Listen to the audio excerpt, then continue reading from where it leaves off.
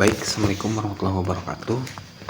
Hari ini saya ingin membahas ceramah Ustadz Andri Kurniawan ya, yang alhamdulillah jazakallahu khairan katsiran kepada Ustadz Andri Kurniawan yang sudah meluruskan sejarah yang selama ini tertutup gitu loh.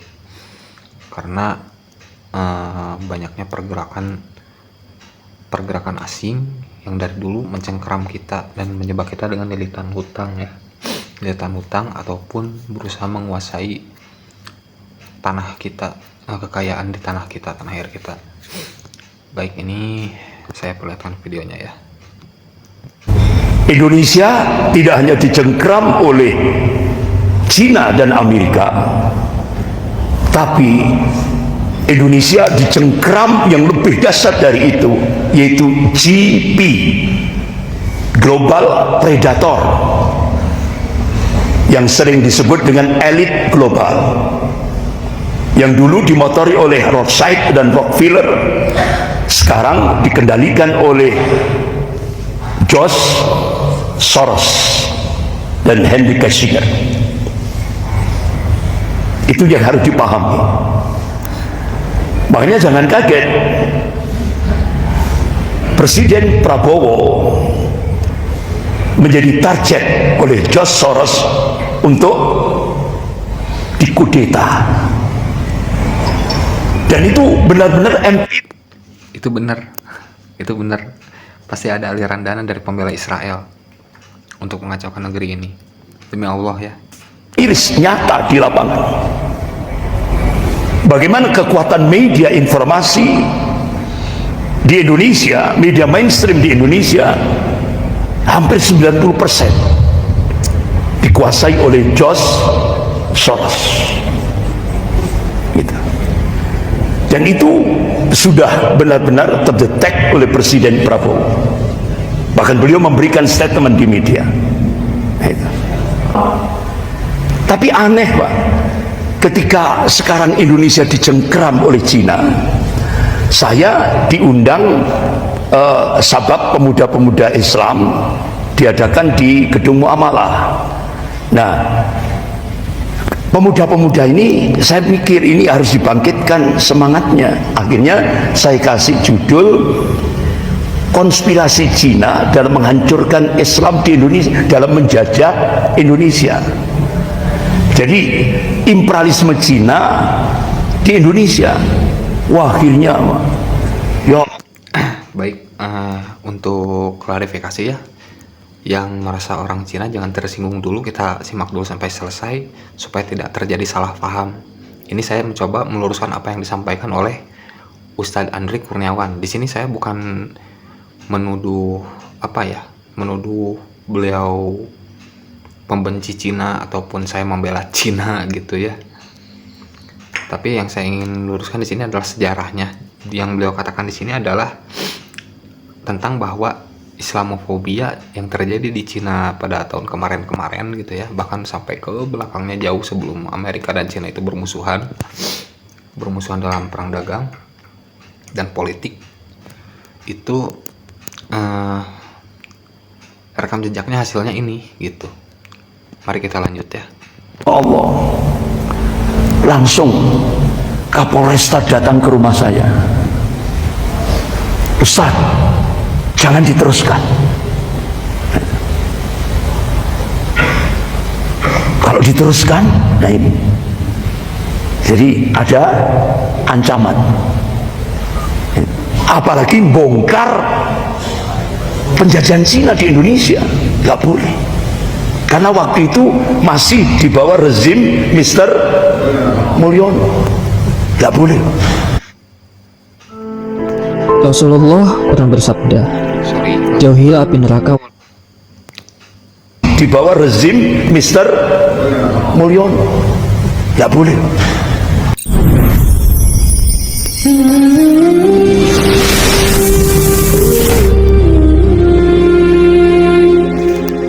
Asyhadu an la ilaha illallah wahdahu la syarika lah wa asyhadu anna Muhammadan abduhu wa rasuluh. Ya ayyuhalladzina amanu taqullaha haqqa tuqatih ولا تموتن إلا وأنتم مسلمون يا أيها الناس اتقوا ربكم الذي خلقكم من نفس واحدة وخلق منها زوجها وبث منهما رجالا كثيرا ونساء واتقوا الله الذي تسألون به والأرحام إن الله كان عليكم رقيبا يا أيها الذين آمنوا اتقوا الله وقولوا قولا سديدا يصلح لكم ويغفر لكم ذنوبكم ومن يطع الله ورسوله فقد فاز فوزا عظيما أما بعد فإن أصدق الحديث كتاب الله وخير الهدي هدي محمد صلى الله عليه وسلم وشر الأمور محدثاتها وكل محدثة بدعة وكل بدعة ضلالة وكل ضلالة في النار. Masyaallah muslimin jamaah subuh rahimakumullah. Kembali kita membahas tentang masalah ummah, problematika umat kontemporer atau kekinian. Sebagaimana Rasulullah sallallahu alaihi wasallam memberikan peringatan kepada umatnya.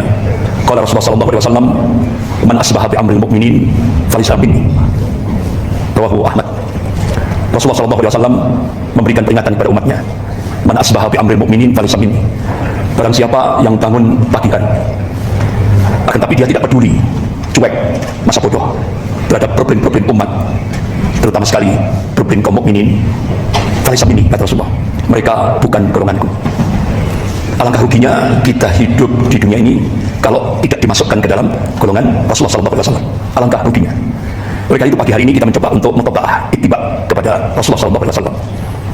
Kalau kita lihat dalam kitab-kitab sirah nabawiyah, Masya Allah, Yaumil Isnin, hari Senin 12 Rabiul Awal, di penghujung waktu duha, saat itu Rasulullah SAW meletakkan kepala beliau di atas dada istrinya Aisyah radhiyallahu anha.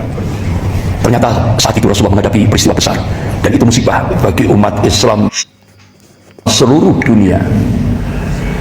Ternyata beliau menghadapi sakratul maut.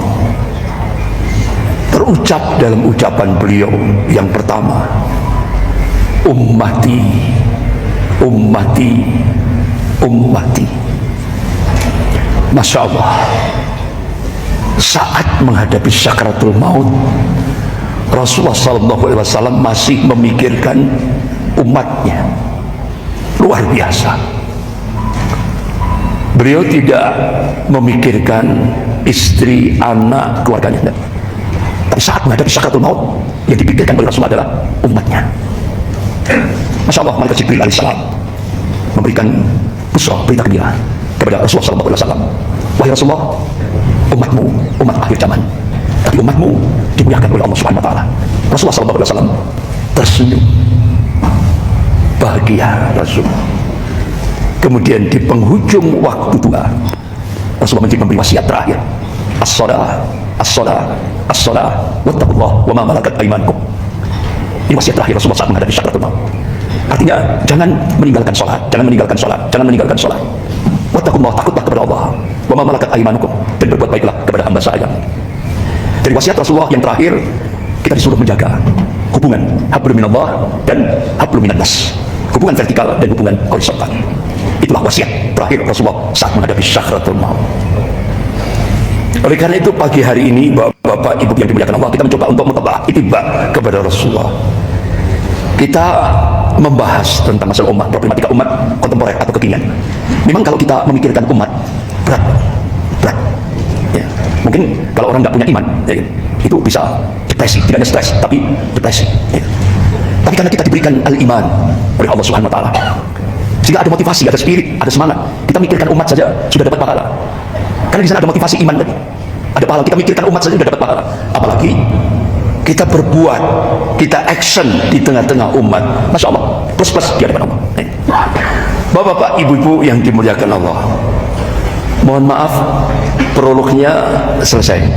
Langsung persneling 3. Ada lembaga intelijen dunia, yaitu National Intelligence Council, yang pusatnya di California, Amerika Serikat. Jadi National Intelligence Council ini sebuah lembaga Dewan Intelijen Nasional Amerika yang terbesar. Dia menaungi kurang lebih 15 negara. Mereka melakukan riset, dan hasil risetnya dipublish di media internasional. Yang pertama, digambarkan 15 tahun ke depan, start 2020, 15 tahun ke depan, Cina dan India akan menjadi pemain penting dalam aspek ekonomi dan politik dunia. Itu hasil risetnya. Yang kedua, seluruh dunia masih dipimpin oleh Amerika. Dalam hal ini kalau bahasa akidah kita, Yahudi internasional. Ya. Dan itu fakta empiris nyata di lapangan. Indonesia tidak hanya dicengkram oleh Cina dan Amerika, tapi Indonesia dicengkram yang lebih dasar dari itu, yaitu GP, Global Predator, yang sering disebut dengan elit global, yang dulu dimotori oleh Rothschild dan Rockefeller, sekarang dikendalikan oleh George Soros dan Henry Kissinger. Itu yang harus dipahami. Makanya jangan kaget Presiden Prabowo menjadi target oleh George Soros untuk dikudeta. Dan itu benar-benar empiris, nyata di lapangan. Bagaimana kekuatan media informasi di Indonesia, media mainstream di Indonesia hampir 90% dikuasai oleh George Soros. Dan itu sudah benar-benar terdetek oleh Presiden Prabowo. Bahkan beliau memberikan statement di media. Bapak Ibu yang dimuliakan Allah. Yang ketiga, hasil risetnya ini dengan judul Mapping the Global Future. Jadi akan muncul a new Islamic caliphate. Artinya sebuah pemerintahan Islam global yang mampu memberikan tantangan pada norma-norma dan nilai-nilai global barat. Itu diprediksi tahun 2020 akan muncul. Masya Allah, ternyata terjadi betul. Yaitu bulan Juli 2020. Dimotori oleh Presiden Turki Tayyip Erdogan. Beliau benar-benar mengagetkan dunia. Dari Hagia Sophia dilaunching menjadi sebuah masjid. Dan itu dilakukan benar-benar itu menggetarkan dunia. Salat Jumat pertama kali. Baik, di sini saya potong dulu videonya. Mereka sudah mengetahui hal itu ya, sudah memperkirakan hal itu. Dan saya di sini ingin menyampaikan sejarah yang terjadi yang di belakang media seperti TikTok, YouTube ataupun WhatsApp ya kemarin-kemarin tahun 2024. Nah, yang mengacaukannya itu adalah Amerika dengan menggerakkan ISIS. Coba kita lihat kemarin-kemarin tahun 2020 sampai 2024 pergerakan ISIS gimana. Di situ aja dulu. Itu kan waktu sebelum pemilihan presiden kemarin juga kan Erdogan disomasi sama ISIS kan. Nah, itu bukan maksudnya kita menjelekkan orang-orang yang ingin tauhid berjalan gitu ya, tetapi waktu di sana itu ISIS itu memang buatan Amerika loh. Buktinya banyak, soalnya kenapa wilayah Suriah yang lebih dekat ke Israel malah menyerang Irak yang baru bebas dari penjajahan Amerika, dan mereka juga berencana untuk bekerja sama dengan Cina untuk investasi, karena kan mereka kan negara yang baru bebas kan dari penjajahan itu. Soalnya Irak kan kemarin kan hancur gara-gara serangan itu loh yang ke Saddam Hussein. Itu kan hancur dan baru bebas kemarin-kemarin. Dan kemarin-kemarin itu ISIS dipergunakan untuk menyerang Irak. Kenapa tidak menyerang Israel saja sekalian? Gitu kan. Kenapa menembak sesama muslim yang ingin bertauhid kepada Allah hanya karena orang Cina ingin memperkenalkan kebudayaannya di sana di Irak gitu loh. Bukan artinya saya mendukung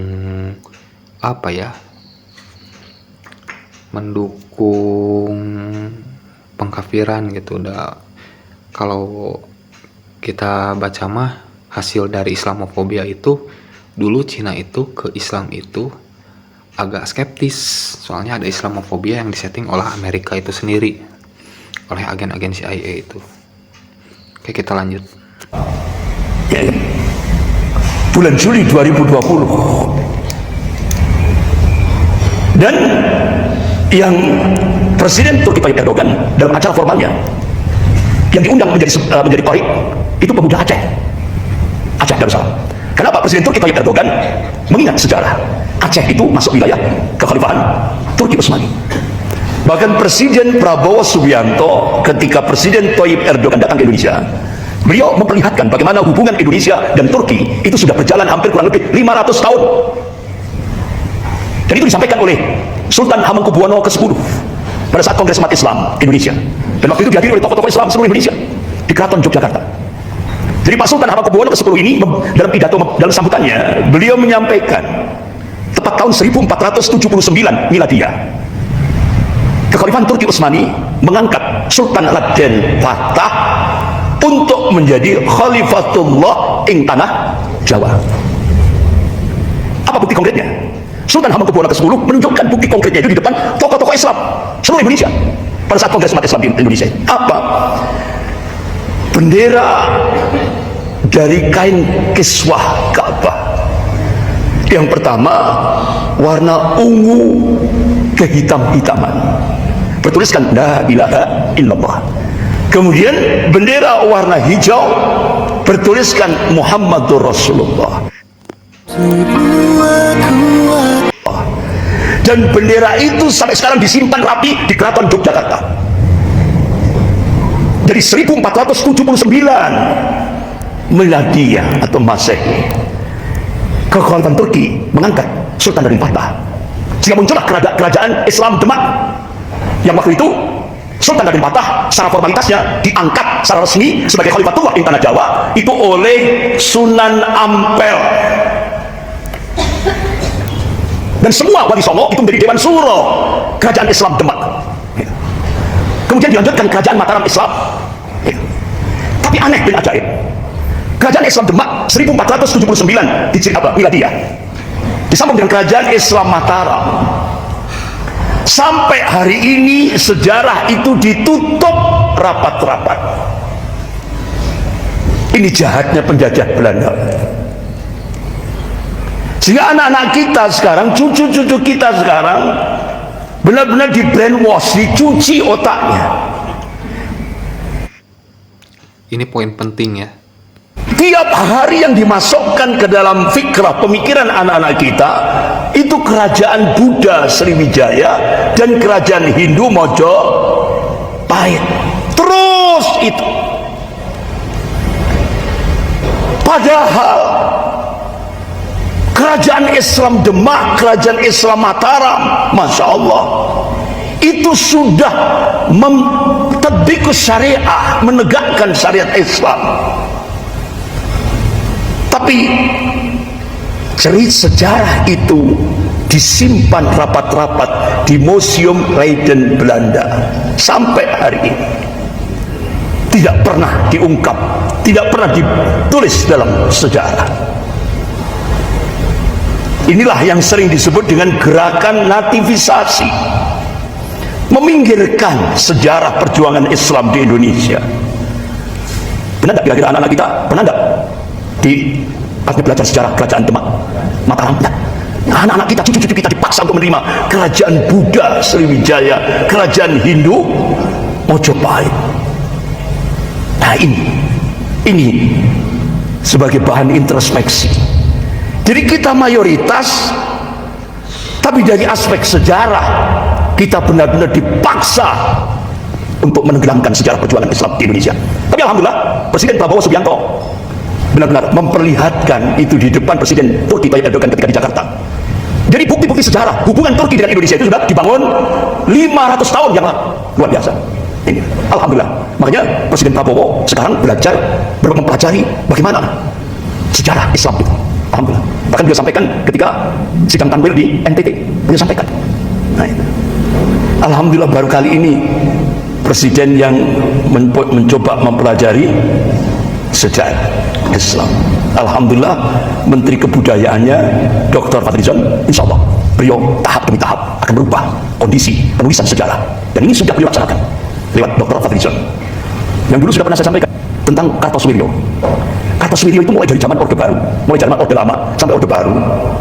Itu anak-anak kita, cucu-cucu kita itu langsung benar-benar Kartosuwiryo pemberontak, pengkhianat, apalagi udah macam-macam sudah. Ya, itu fitnah zaman dulu itu yang seperti yang diceritakan Pak Ustadz Andri Kurniawan itu memang benar ada faktanya.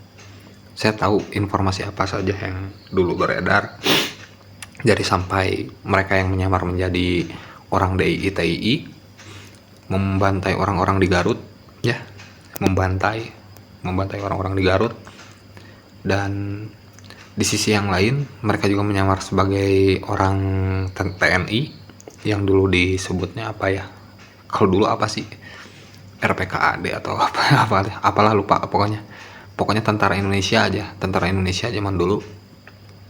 Mereka menyamar juga sebagai itu, jadi double agent gitu loh. Jadi mereka itu bercokol di negara kita, di Republik Indonesia.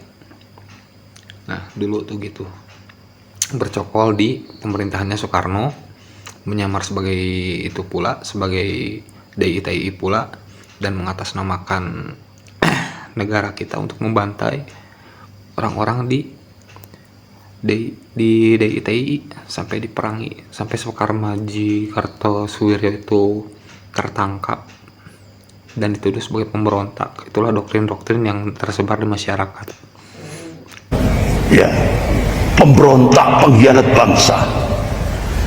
Tapi alhamdulillah Dr. Fadlizon yang sekarang jadi Menteri Kebudayaan, yang sekarang itu, beliau menemukan 81 foto Kartosuwiryo. Akhirnya beliau setelah 50 tahun eksekusi mati Kartosuwiryo yang dilakukan oleh Presiden Soekarno, padahal itu teman sak pondokan. Jadi Kartosuwiryo Soekarno itu mondok bareng di Penilih Gang 7 Surabaya kepada kiainya itu Haji Umar Said Cokro Aminoh. Mondok bareng, tidur bareng, ya kan, belajar bareng. Ya Allah, tega sekali Soekarno, gara-gara berbeda ideologi. Karena yang istiqomah memegang ideologi Islam itu adalah Kartosuwiryo. Jadi sejarahnya gitu. Soekarno juga sebenarnya sewaktu Soekarmaji Kartosuwiryo dihukum mati, dia juga sebenarnya nangis. Dan orang-orang yang sampai sekarang tahu sepak terjangnya Soekarmaji Kartosuwiryo itu seperti apa, bukan penjahat gitu ya konteksnya, itu tahu bahwa Soekarno itu juga meneteskan air mata ketika Soekarmaji Kartosuwiryo itu dihukum mati. Mungkin ada penyesalan di situ. Itu juga kan karena Soekarno sendiri terjebak oleh jebakan asing. Dan yang telat mungkin dia sadari. Padahal dia juga rekan seperjuangannya. Satu pesantren lah, kasarnya satu kobong kalau misalkan kalian suka masuk pesantren itu. Sehingga akhirnya Profesor Anhar Gonggong, Guru Besar Ilmu Sejarah Universitas Indonesia, begitu diperlihatkan oleh Dr. Fadlizon di Taman Mini Indonesia Indah, 81 foto Kartosuwiryo, perjuangan Kartosuwiryo sampai eksekusi mati. Akhirnya Profesor Anhar Gonggong, astagfirullah, saya salah telah menulis. Beliau tulis buku Kartosuwiryo dari patriot menjadi pemberontak. Nah itu, sampai yang nulis bukunya aja nyesel. Jahat kan orang-orang yang bikin fitnah. Makanya kita harus pelajari. Sudah kadung beliau. Bahkan beliau, Profesor Anhar Gonggong itu kan orang sekuler, ya kan? Beliau menyatakan satu-satunya ulama yang mensarah kitab Al-Ahkamus Sultaniyah yang ditulis oleh Al-Imam Mawardi rahimahullah itu adalah Kartosuwiryo. Satu-satunya ulama di Indonesia yang mensarah kitab Al-Ahkamus Sultaniyah, bagaimana syariat ini mengatur menyelenggarakan sebuah negara, itu Kartosuwiryo. Jadi sarahnya ini kitab gundul, Pak. kita berbahasa Arab. Berarti kata Profesor Anhar Gonggong, Kartosuwiryo itu seorang yang alim. Bahkan sebelum beliau diperintah oleh Panglima Besar Jenderal Sudirman untuk gerilya ke Jawa Barat, karena waktu itu pasca perjanjian Renville dengan Belanda, pasukan Siliwangi wajib ditarik ke ibu kota negara, Yogyakarta. Sehingga akhirnya Jawa Barat kosong. Panglima Besar Jenderal Sudirman memerintahkan pada Kartosuwiryo untuk bergerak menuju Jawa Barat, mempertahankan Jawa Barat, sehingga beliau perang gerilya melawan Belanda. Nah, di situ mereka menang. Pejuang yang bersama Sekar Maji Kartosuwiryo itu menang di Tasik kalau nggak salah. Nah, di sana itu mereka menang melawan berapa batalion gitu ya. Para penjajah Belanda itu dihajar habis semua, kalah mereka, pukul mundur. Padahal jumlah tentaranya itu berbanding terbalik, banyak banget di antara mereka yang menyerang kita, sedangkan kita berjumlah sedikit. Jadi dulu tuh ada komunikasi yang tidak tersampaikan kepada Insinyur Soekarno gitu. Nah, di sini titik cerahnya. Jadi dulu tuh kalau yang saya tahu ya, orang-orang DITI itu kepada Jenderal Sudirman itu tahu betul dia orang yang bertauhid. Orang yang bertauhid, satu perjuangan dengan Sekar Maji Kartosuwiryo ya, melawan penjajahan. Oke, kita lanjut. Dan itu ditulis oleh Bung Tomo dan Menteri Dalam Negeri era Soekarno, yaitu Burhanuddin Harahap ya, tahun 1977. Tapi kan beliau sudah dieksekusi mati, karena waktu itu tidak ada HP, Pak. Tidak ada HP, sehingga terjadi miss antara Presiden Soekarno dan Panglima Besar Jenderal Sudirman. Jadi Panglima Besar Jenderal Sudirman memerintahkan Kartosuwiryo untuk melakukan perlawanan gerilya hampir 13 tahun di Jawa Barat. Karena pasukan Siliwangi pasca perjanjian Renville harus ditarik, sehingga wilayah Indonesia waktu itu sudah dikuasai kembali oleh Belanda. Wilayah Indonesia itu cuma Yogyakarta, yang lain sudah dikuasai. Itu fakta. Dulu sampai ke daerah Indonesia itu cuma Yogyakarta doang, itu fakta.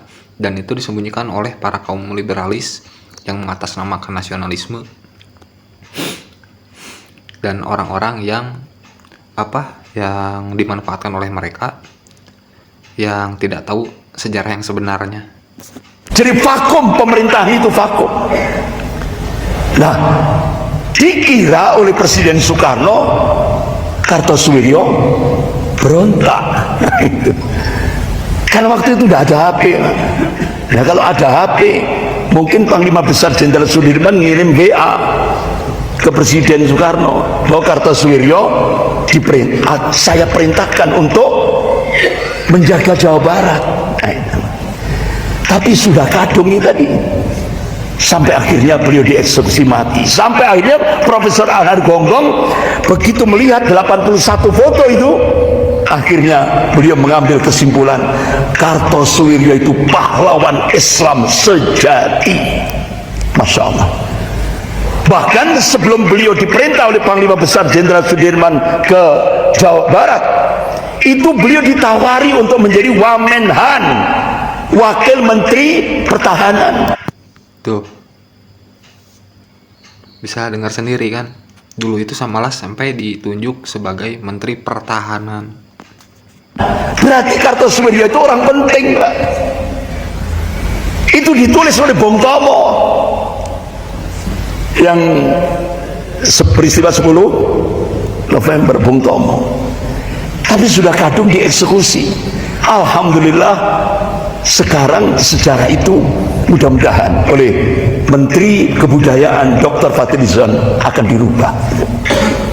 Inilah jadi fitnah itu. Kemudian bapak-bapak, ibu-ibu yang dimuliakan Allah, Jadi poin ketiga ini sudah dimulai dari Turki.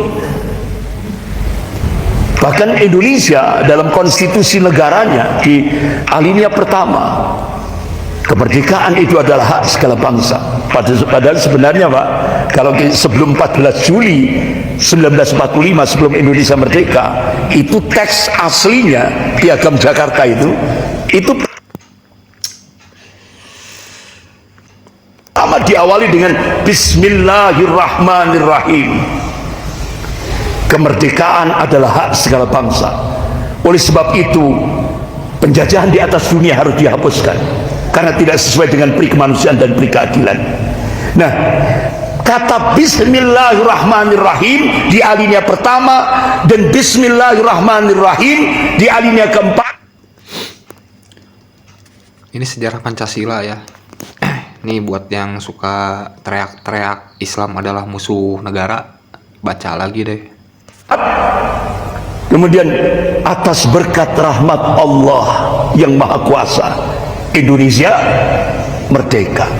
Itu dihapus atas perintah Soekarno pada saat sidang Badan Penyelidik Usaha Persiapan Kemerdekaan Indonesia tanggal 14 Juli 1945. Itu ada penyebabnya. Coba dengarkan apa penyebabnya. Itu atas perintah Soekarno.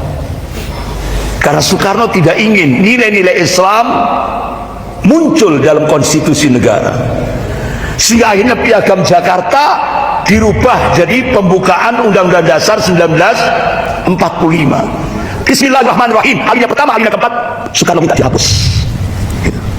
Nah, setelah Soekarno mati diteruskan oleh anaknya, coba Megawati, ya, sehingga Pancasila dirubah jadi Trisila Ekasila. Ketuhanan yang Maha Esa yang di situ pada saat Piagam Jakarta oleh Kiai Haji Mudakir dari Muhammadiyah, Kiai Haji Wahid Hasim dari NU, Kiai Haji Agus Salim dari Serikat Islam, itu benar-benar dia pula tiga ulama ini ittiba kepada Rasulullah. Karena Rasulullah ketika membangun daulah Islam di Madinah Al-Munawwarah, beliau tegakkan Piagam Madinah. Ulama kita ketika mendirikan daulah Indonesia, Piagam Jakarta. Nah, itu sila pertama oleh ulama-ulama, tiga ulama kita, ketuhanan dengan melaksanakan syariat Islam bagi pemeluk-pemeluknya. Yang sudah pernah saya sampaikan itu. Nah, itu sejarah aslinya. Dulunya Pancasila itu, yang sila pertamanya itu. Yang barusan Anda dengar. Iya kan? Terjadi pengkhianatan yang dilakukan. Ulang ya. Ketuhanan yang Maha Esa yang di situ pada saat Piagam Jakarta oleh Kiai Haji Mudakir dari Muhammadiyah, Kiai Haji Wahid Hasim dari NU, Kiai Haji Agus Salim dari Serikat Islam, itu benar-benar dia pula tiga ulama ini ittiba kepada Rasulullah. Karena Rasulullah ketika membangun daulah Islam di Madinah Al-Munawwarah, beliau tegakkan Piagam Madinah.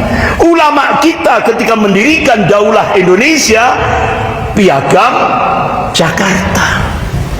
Nah, itu sila pertama oleh ulama-ulama, tiga ulama kita, ketuhanan dengan melaksanakan syariat Islam bagi pemeluk-pemeluknya. Yang sudah pernah saya sampaikan itu, ya kan? Terjadi pengkhianatan yang dilakukan oleh Soekarno, sehingga muncul info. Nah, ini nih dengerin. Umat Kristiani itu satu hari setelah Indonesia merdeka, proklamasi jam 10 sore hari sudah ada skenario penghapusan 7 kata dalam Piagam Jakarta. Infonya, umat Kristiani dari Indonesia bagian timur memberikan ultimatum lewat opsi Jepang, Laksamana Maeda. Kalau 7 kata dalam Piagam Jakarta tidak dihapus, umat Kristiani akan melepaskan diri dari Republik Indonesia. Nah, itu kedoknya. Coba agama Kristen dipakai untuk membelot. Dan itu memang terulang sampai saat ini. Kalau Anda tidak percaya, cek aja fakta-faktanya. Ya, ternyata wartawan Tempo Seiko Ogawa wawancara kepada Laksamana Maeda, apakah benar umat Kristiani bagian timur? Baca aja komen saya itu, saya nyampein apa aja. Nih ya, dari 3031 nih.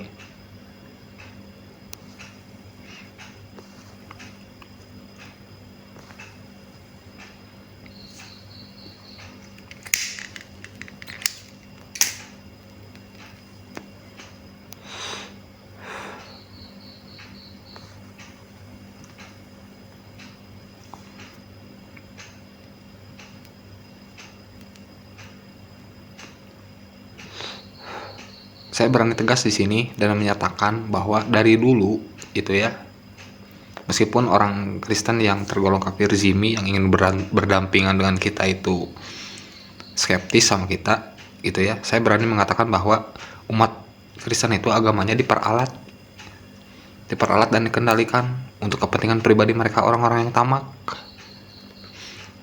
Nih contohnya ya, buat para pembela Israel nih, hubungannya apa sapi merah yang ada di Israel, agenda mereka tuh Yahudi, dengan Mesias kalian? Mesias Yahudi kan, Dajjal itu kan bukan Mesiasnya orang Kristen, bukan. Itu Mesiasnya Kristen siapa? Kalau umat Kristen bilang kan Kristus kan, Yesus. Ya kalau di umat Islam kan kita nyebutnya kan Nabi Isa kan, meskipun pada faktanya sebenarnya dalam pandangan Islam itu sendiri kita beranggapan bahwa Yesus Kristus itu bukan Nabi Isa, karena Nabi Isa itu diangkat langsung dan diselamatkan oleh Allah, dan yang disalib itu adalah muridnya. Saya lupa, namanya siapa ini, saya dibikin lemot, sorry. Namanya tuh ya pokoknya muridnya yang munafik. Astagfirullahaladzim. Ya udah nggak apa-apalah, intinya gitu aja lah. Ini saya lagi diserang sama orang-orang tamak yang katanya membela saya nih, yang ngaku-ngakunya jihad padahal geng Mulyono itu. Oke, kita lanjutlah, kembali ke topik aja, kita fokus ke topik aja. Memberikan ultimatum, kalau 7 kata dalam Piagam Jakarta tidak dihapus, umat Kristiani akan lebat. No, tidak.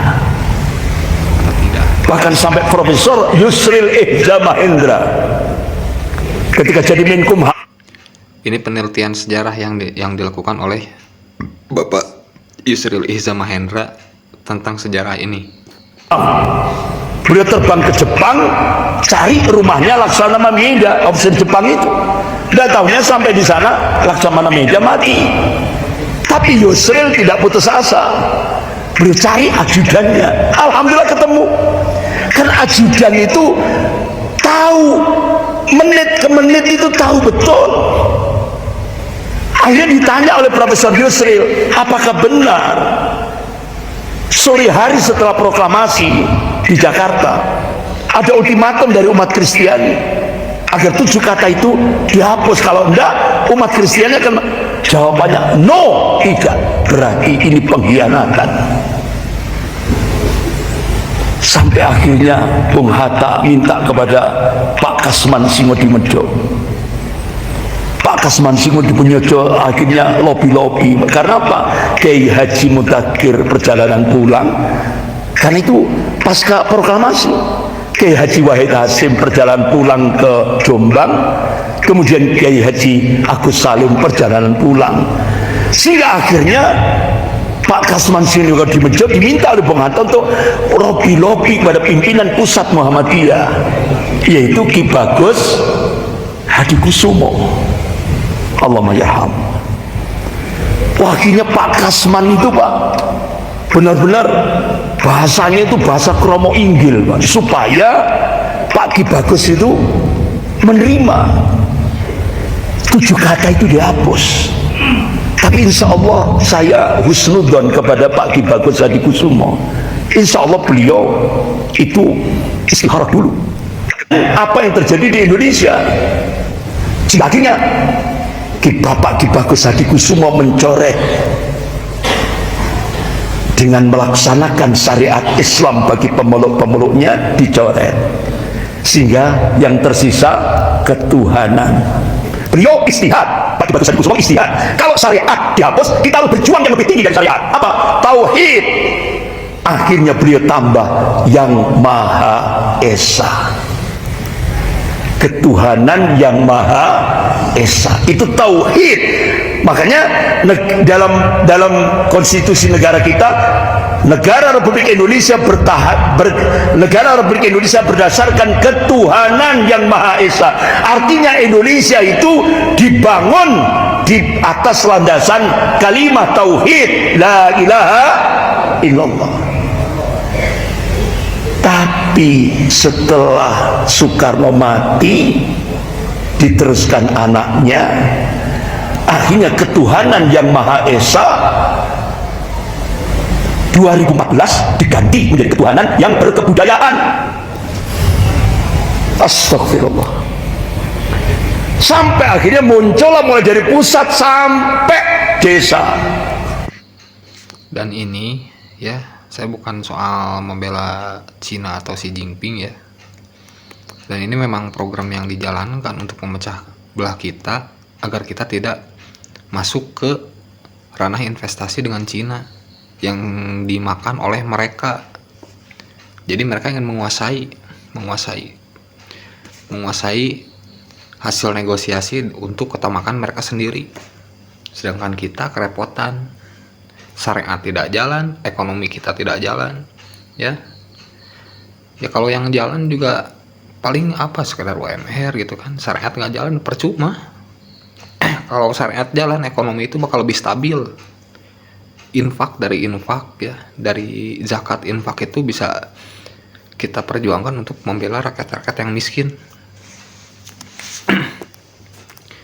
Coba kita lanjut ya. Kita dipaksa untuk menerima kearifan budaya lokal untuk melaksanakan sila pertama ketuhanan yang berkebudayaan. Sehingga akhirnya di Malang budaya syirik akbar itu benar-benar merata di mana-mana. Oke, saya sampaikan lagi di sini, ini adalah karena dampak Islamofobia ya. Islamofobia itu bikin kita umat Islam makin terpojok, dan orang-orang yang bukan beragama Islam makin skeptis sama kita. Itu bahayanya. Jadi kemarin alhasil dari Islamofobia itu adalah Cina beranggapan bahwa Islam itu adalah ancaman. Itu sebelumnya ya, tapi kalau sekarang yang saya lihat di berita-berita yang lain udah mulai berbeda. Kayak di itu penjajahan muslim di Uighur, pelanggaran HAM di Uighur, itu muslim Uighur itu di Cina itu udah nggak ada lagi setahu saya gitu ya. Kalau bisa sih tim wartawan yang bisa pergi ke sana, coba deh cek gitu ke sana. Apakah yang saya katakan ini cuman karangan saja, atau memang di sana itu udah enggak lagi gitu, udah enggak ada Islamofobia lagi di sana. Malah yang saya tahu gitu ya, yang saya dapat beritanya, mereka itu penasaran sama Islam itu tuh sebenarnya seperti apa. Nah itu tuh yang sekarang terjadi di Cina itu. Jangan sampai ada hidayah Allah yang sampai ke negeri Cina sana karena kita terkena jebakan si geng Mulyono ini yang para pembela Israel. Kita jadi ikut terhambat gitu loh dalam mengembangkan Islam dan menyebarkan agama Islam ini, menyebarkan ajaran Islam ini, dan memperlihatkan bahwa Islam ini adalah negara agama yang bisa berdiri di tanah mana saja. Bahkan jika Islam memegang kendali, itu adalah hal yang berkah dan sangat berdampak baik untuk negara itu sendiri. Coba kita lanjut. Bantengan berat merata di Malang Raya. Setelah anaknya merubah ketuhanan yang Maha Esa dirubah jadi ketuhanan berkebudayaan, diteruskan petugasnya Mr. Mulyono. Akhirnya Pancasila benar-benar langsung dianyahkan oleh Mr. Mulyono, dimulai dengan undang-undang HIP, muncul kepres, muncul impres, sehingga akhirnya segala sumber hukum di Indonesia bukan lagi Pancasila, tapi sumber dari segala sumber hukum adalah Mr. waktu itu 10 tahun. Sehingga Mr. Mulyono mengendalikan eksekutif, legislatif dan yudikatif itu di dalam genggaman Mr. Mulyono. Itu sejarahnya. Jadi ini, ya Allah, semoga donatur seluruh yang memberi itu sejarahnya. Jadi ini tafsiran penafsiran poin pertama dikorelasikan dengan Indonesia. Nah, ini. Kemudian yang keempat, Ideologi setan itu tidak mau mengadopsi nilai-nilai liberal dari barat. Itu Bapak-bapak, ibu-ibu yang dimuliakan Allah, wa makar Allah wallahu khairul makirin. Mereka membuat makar. Tony Blair membuat makar, tapi Allah balas makar mereka, dan Allah sebaik-baik membuat makar. Adiknya masuk Islam, adiknya Tony Blair masuk Islam, Allah beri hidayah. Jadi kakaknya kafir yang kafah, adiknya muslim yang kafah, muslimah yang kafah. Ini Pak, makar Allah lebih dahsyat. Ini jadi beliau menjadi muslim merupakan satu kedamaian katanya. Ini adiknya Tony Blair. Inilah makar Allah, ya kan? Bapak-bapak, ibu-ibu yang dimuliakan Allah, waktu itu di akhir pemerintahan SBY, waktu itu kan cengkraman Amerika kan cukup kuat. Nah, di akhir pemerintahan SBY akhirnya saya di pondok kita ngadakan seminar sehari, mulai pagi sampai zuhur, membongkar konspirasi Amerika dalam menghancurkan Islam di Indonesia. Aman Pak, alhamdulillah aman. Tapi aneh Pak, ketika sekarang Indonesia dicengkeram oleh Cina, saya diundang sabab pemuda-pemuda Islam diadakan di Gedung Muamalah. Nah, pemuda-pemuda ini saya pikir ini harus dibangkitkan semangatnya. Akhirnya saya kasih judul konspirasi Cina dalam menghancurkan Islam di Indonesia, dalam menjajah Indonesia. Jadi sekali lagi saya tekankan ya, buat yang lihat ini, khususnya orang Cina ya, jangan langsung mengambil kesimpulan negatif gitu loh. Ini soalnya dampak karena kesalahan kemarin gitu loh. Mungkin pemerintah Cina juga kalau ditanya ini, mereka daripada menjawabnya pasti diam gitu ya, soalnya kan di sisi lain juga mereka merasa melakukan gitu ya pelanggaran HAM terhadap umat muslim gitu loh, khususnya di muslim di Uighur Cina sana, muslim Uighur di Cina sana, khususnya di situ gitu.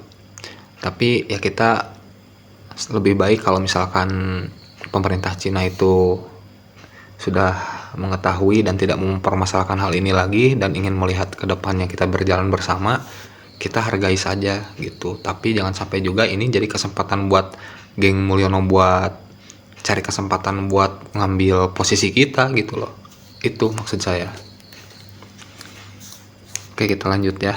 di imperialisme Cina di Indonesia, akhirnya ya Allah, langsung Kapolresta datang ke rumah saya. Ustaz, jangan diteruskan.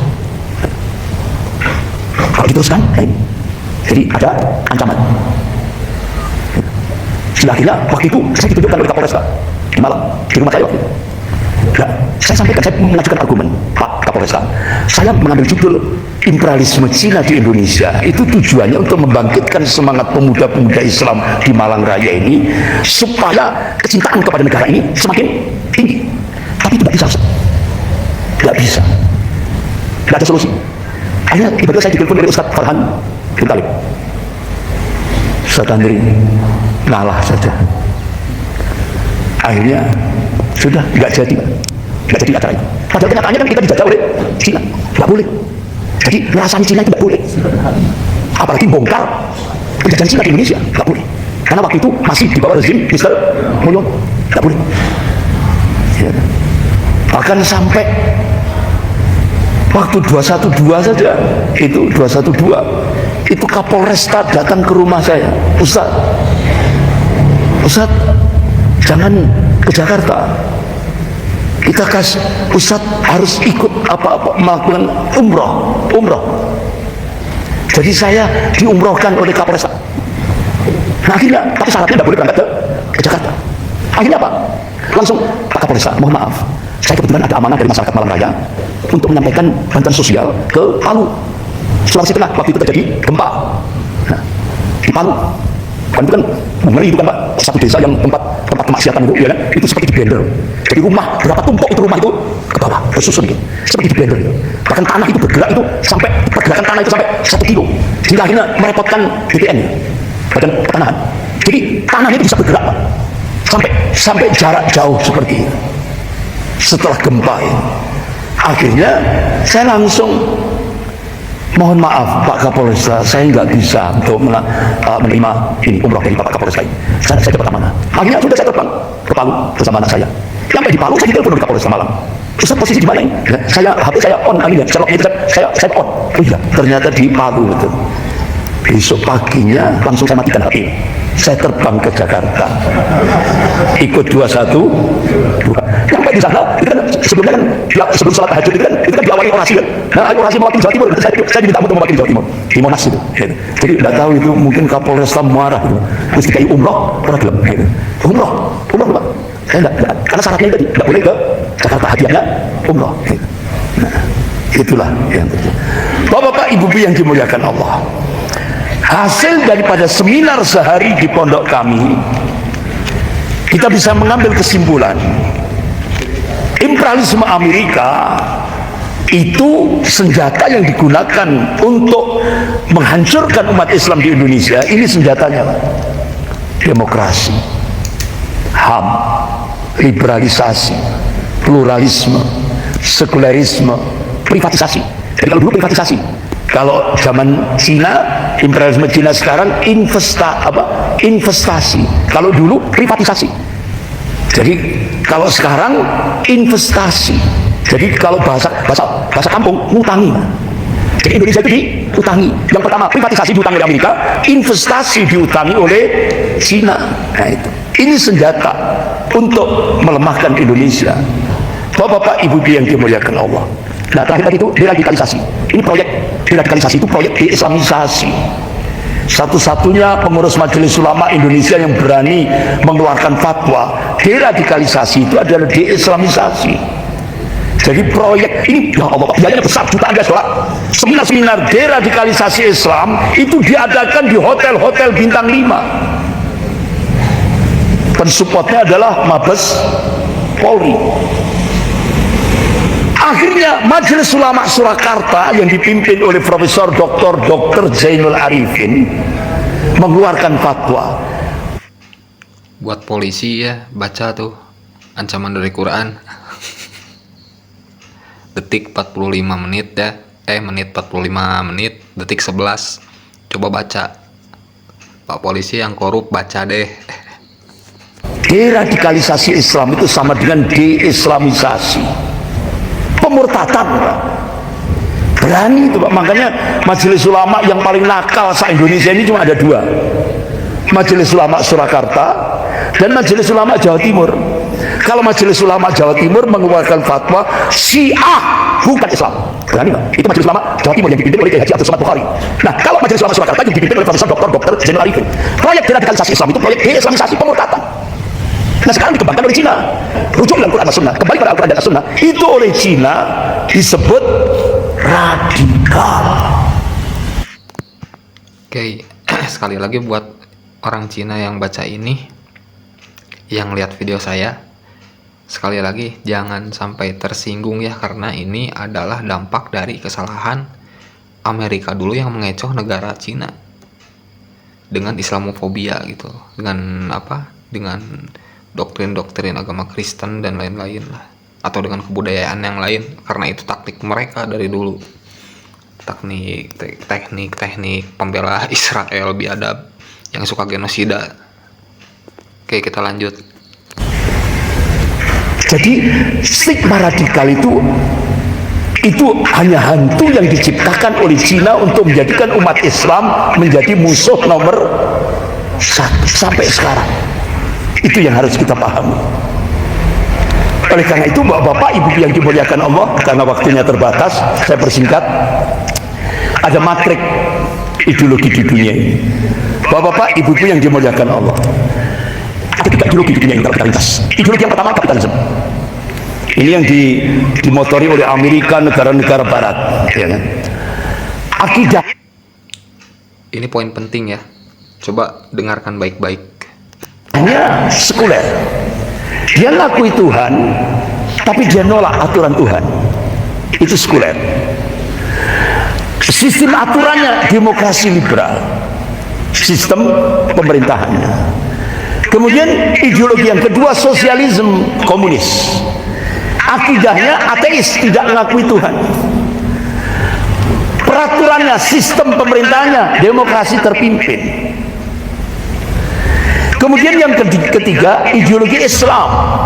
Akidahnya tauhid, la ilaha illallah. Dan dia tatbiq syariah, dia tegakkan syariat Allah. Atur sistemnya, sistem pemerintahnya suro. Kalau di Indonesia musyawarah untuk mencapai mufakat. Itu sudah jati diri bangsa. Nah ternyata tiga-tiganya ini dipakai di Indonesia, Pak. Kemaruk Indonesia ini. Ya kan? Pasca merdeka.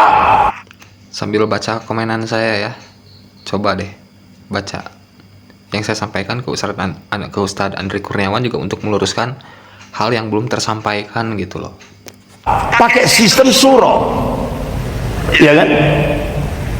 Kemudian pada saat menjelang Orde Baru pakai demokrasi, di akhir Orde Lama Soekarno pakai demokrasi terpimpin, sehingga muncullah peristiwa G30S PKI. Orde Baru pakai demokrasi liberal. Orde Reformasi sampai sekarang demokrasi liberal yang kafah, Pak, sampai sekarang. Berarti, Pak, Bapak Ibu-ibu, kalau kita tarik benang merahnya, berarti kita itu, keberagamaan kita itu masih isyrik. Islam bercampur syirik. Kita Islam, tapi sistem politik kita syirik. Itu kalau kita jujur seperti itu. Syekh As-Singkiti rahimahullah, beliau adalah ulamanya para masyayikh, jadi syekhnya para masyayikh, syekhnya para syekh. Syekh As-Singkiti rahimahullah mengeluarkan fatwa syirik dalam aspek ibadah dan syirik dalam aspek sistem atau aturan, kedua-duanya musyrik. Astagfirullah. Berarti, Pak, Bapak Ibu-ibu, untuk menjadi hamba Allah yang muwahhid, yang mentauhidkan Allah, berat, Pak, berat. Padahal fadilahnya, kalau kita menjadi hamba Allah yang muwahhid, yang mentauhidkan Allah, artinya ideologinya Islam, aturannya juga Islam. Itu sekarang berat, Pak. Padahal itu fadilahnya besar dalam satu hadits qudsi. Kalau hadits qudsi berarti Allah yang berfirman, ya bena Adam, hai anak Adam, hai manusia, lau ataitani biqarabil ard khataya, kalau kamu datang kepada Allah dengan membawa dosa seluas bumi sekalipun, thumma laqitani la tusyrik bi syai'a, artinya pada saat akhir kehidupan kita tidak Intinya ya, meskipun di tengah-tengah isu komunis, isu-isu PKI, tahu nggak yang janggal apa? Yang menang demokrasi liberal. Anehnya itu kan. Nah itu yang janggal. Coba baca komenan saya di sini. Demokrasi liberal yang menang ya sampai saat ini. Jadi jika kita lihat, meskipun di tengah isu kesalahan Cina kemarin atas pelanggaran HAM di Uighur ataupun keskeptisannya terhadap umat Islam di seluruh dunia termasuk di negara kita gitu ya, demokrasi liberal yang menang. Dari situ aja kan kita bisa lihat pemain di balik layarnya siapa sebenarnya gitu loh, yang berpolitik untuk menghancurkan Islam sambil ya menjelek-jelekan pemerintah yang lainnya juga yang tidak sejalan dengan mereka. Padahal kan dulu mereka ke Cina itu kan kayak apa, kayak yang akur gitu ya, akur, bahkan saling mensupport. Sekarang kan beda, udah mah difitnah bikin COVID kan orang Cina tuh kemarin. Coba dari situ aja mereka, bahkan kan yang di tanah kita ini mereka yang teriak bahwa kita yang memperjuangkan Islam dan tanah air ini yang menerima dana dari George Soros itu kan, tapi sebenarnya mereka lah sebenarnya yang menerima dana dari para pembela Israel tersebut. sambil mengeruk keuntungan dari pemerintah Cina juga kan di tanah air kita. Kayak kan Cina kan butuh nikel, tapi kan kalaupun butuh nikel juga jangan sampai merusak alam juga. Terus kan ketamakannya kan dipakai buat mereka sendiri gitu kan, kita mah mana kebagian orang-orang kecil gitu kan hilirisasinya gitu kan.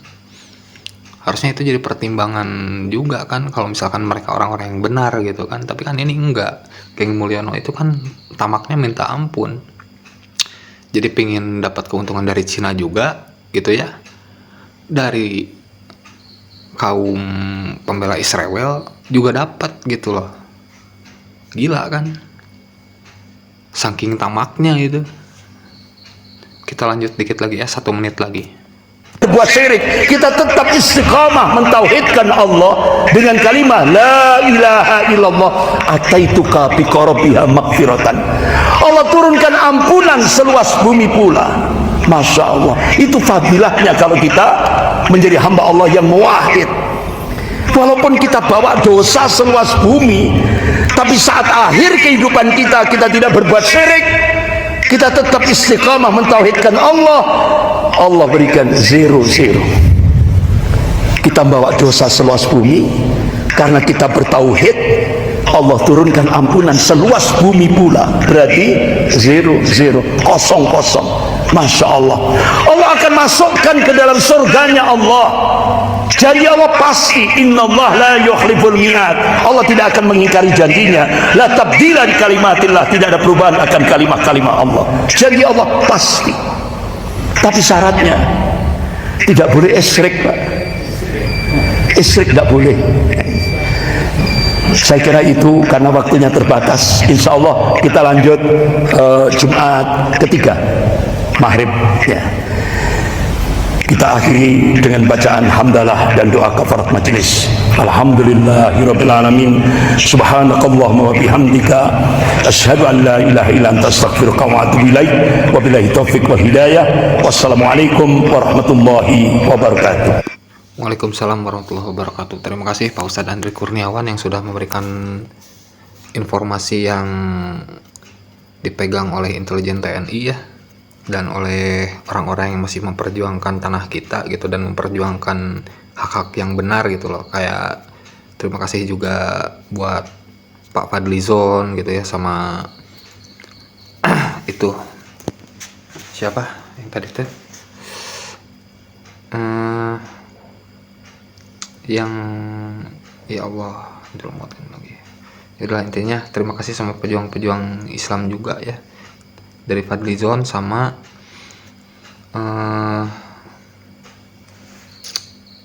yang pendiri bulan bintang itu siapa sih, intinya itulah, saya lupa namanya.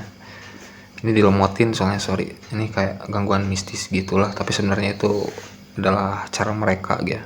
Cara mereka itu bukan cara kayak dukun pakai jampe gitu, pakai teknologi sihir juga yang disembunyikan, dan yang saya malas jelaskan seperti apa, karena ini berhubungan dengan ketahanan negara gitu loh. Bahkan saya pernah mencoba ke istana gitu ya untuk membahas hal ini secara tertutup. Mereka coba halangi juga biar saya nggak bisa ketemu presiden, padahal kan saya kan kondisinya kondisi khusus ketahanan negara kan, soal ketahanan negara tentang teknologi yang mereka pakai. Oke, sekian dari saya Tommy Suryadi. Assalamualaikum warahmatullahi wabarakatuh.